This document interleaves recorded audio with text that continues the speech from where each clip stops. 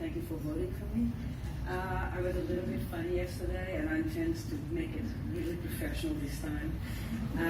So I have here some melamine, and I forgot the melamine, so give me a second. I have here some baby powder, and I'm going to get melamine here from my bag. So sorry.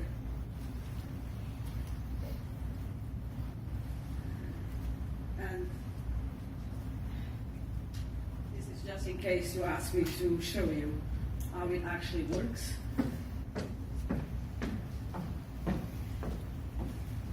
This is not a common item that one carries in a bag, but here it is. Oh no, this is it. Here, melamine.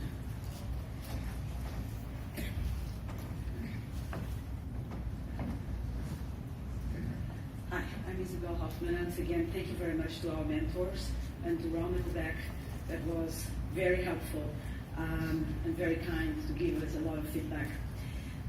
Tellsomething is actually a company that has offices in 3 different locations: Denmark, Canada, and Arizona.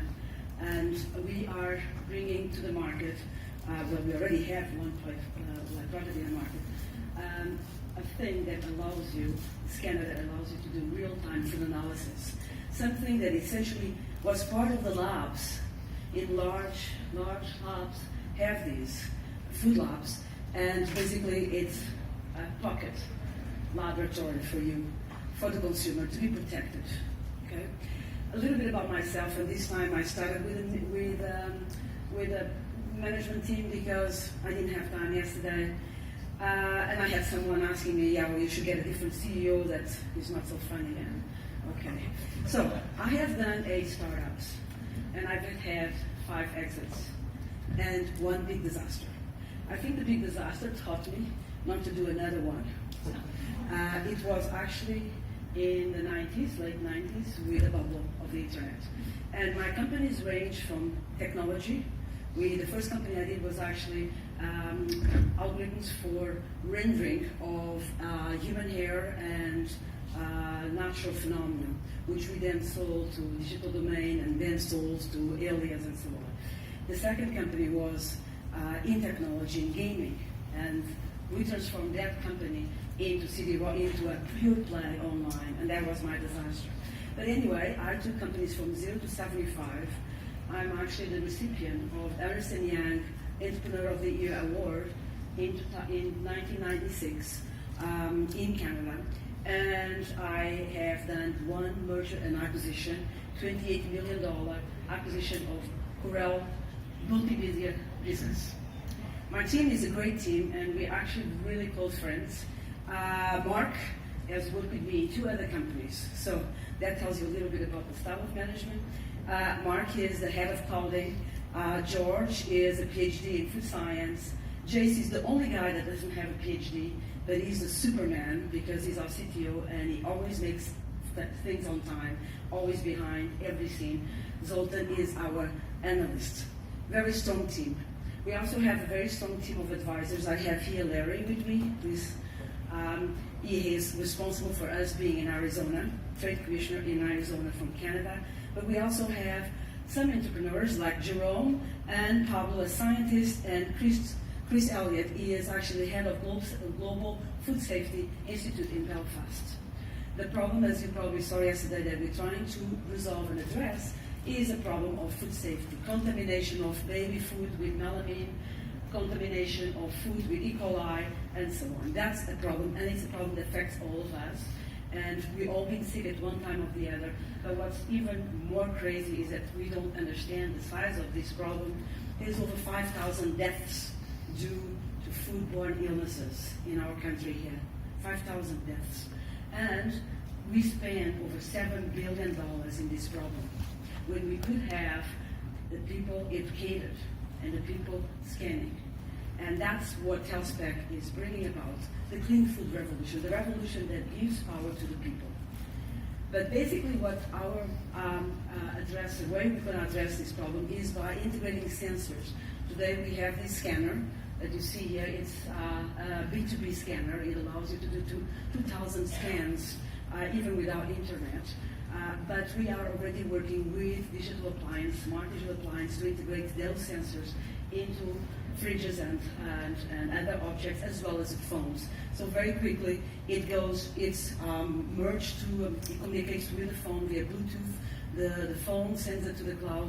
In the cloud, we have a patent that's been awarded in 2015 for this computational differentiation. We use machine learning and AI techniques, and everything from one scan all the way back to a result, it's 5 seconds or less. Here is certain apps. So we have different apps. We have an app for melamine, which we are actively raising money to bring it to the market, to the China market. Ready to go with a third-party validation happening right now. We have an app for food quality that is being used in supermarkets right now in Europe, and we have an app for the consumer also ready to launch this fall. We're building other apps like E. coli in meat and so on. Here is the Ministry of Agriculture in Italy scanning away using our app for consumers. This is true, this is not a joke. He is the Ministry of Agriculture. We won a prize in this show. Here are our different users, and as you can see, we also have over 2,000 pre-sales of B2C consumers that are ready for the device. The device will be very different for a consumer. It will look like this, much smaller, they put it in a pocket, doesn't have the battery that it requires, that one. Our strategy to market is basically infiltration through the supermarket all the way to the consumers via partnerships with restaurants, smart kitchens, and phone manufacturers.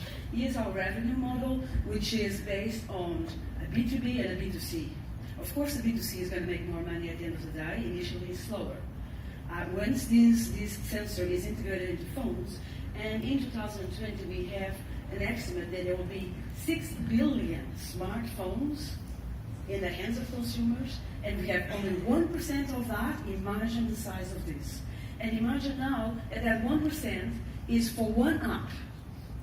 And for melamine you have one app, and for E. coli you have another app. So we're talking about multi-million-dollar company, the Google of food potential. And I'm not kidding. Okay, here's the market. I've done an estimation. I am actually a mathematician. It was hard to do this estimation because this market of food testing for the consumer does not exist currently. But we do know that it's an intersection of several markets between smartphone, digital health, connected kitchen, and the testing inspection. And I believe this market is going to go very, very fast. I believe it's going to go even faster in the connected kitchen. Here is the food insights, and at the end of the day, why do I say it's Google of food? Because we are going to be able to have food industry insights. Imagine now that people are scanning all over the world, and suddenly we detect that in a certain pocket in the world, we have E. coli being detected. We can prevent that outbreak. Now imagine that we have a new product introduced into the market. We know where people are scanning. There's a tremendous amount of impact in terms of what we can do with these kind of sensors. We have one true competitor, but they do not have their own database of the infrared spectrums. We do. We've been building it for 4 years. The company is 4 years and 1 month and 4 days in existence. And we have unique pretreatments and very large cloud framework of machine learning algorithms. Here you saw the video, is how we detect melamine. There is a peak in that range because of the NH bonds. Melamine is very strong in nitrate, and we look at it and we can detect it. Our detection of melamine is quite low in threshold, 0.1% concentration of melamine in baby food. We had a lot of awards last year, 7 awards. One of them is a very prestigious award, which is the WAFA Award, with the signature of the United Nations for clean food. The next award, European Commission, is not yet announced. The European Commission launched an award for a competition for 1 million euros for a food scanner. We are one of the 3 winners. And I thank you for being here today, and I'd like you to really be part of this revolution so that we can change the world truly, so that food can be good for us and not be bad for us. Food should nutritionally make our body better. This is the true medicine. So please join me on that revolution. Thank you.